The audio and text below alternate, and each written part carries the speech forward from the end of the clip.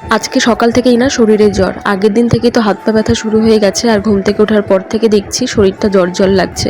মানে উপর থেকে দেখলে বোঝা যাচ্ছে না হাত দিলে, কিন্তু ভেতরে ভেতরে যে জ্বর এসেছে সেটা আমি বুঝতে পারছিলাম। সেই জন্য না কোনো কাজই করতে ভালো লাগছিল না। মানে জ্বর তো যেমন তেমন, তার সাথে যে হাত পা ব্যথা সেটাই আমাকে কাবু করে দিচ্ছিল।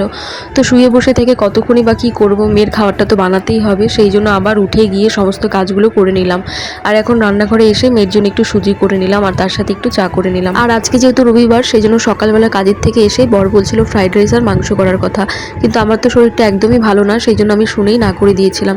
তো ও বললো ঠিক আছে তোমার করতে হবে না, আমি করব। তাই ওই কিন্তু সমস্ত কেটে ধুয়ে রান্না বসিয়ে দিয়েছিল। আমি শুধু সকালে খাওয়ার জন্য ভাত আর ডালটা করেছিলাম, তারপরে কিন্তু ওই মাংসটা রান্না করেছিল আর ফ্রাইড রাইসের চালটা সেদ্ধ করে রেখেছিল। তারপর আমি স্নান করে এসে এখন ফ্রাইড রাইসটা রান্না করে নিচ্ছি। আর ও না বুঝতে পারেনি আইডিয়াটা, সেই জন্য অনেকগুলোই ভাত করে ফেলেছিল, কিন্তু আমি কিন্তু এতগুলো রান্না করিনি, শুধু দুপুরে খাওয়ার জন্য দুজনের আন্দাজে অল্প করেই করেছিলাম। তো চলো আজকের মতো ভিডিওটা এখানেই শেষ করছি।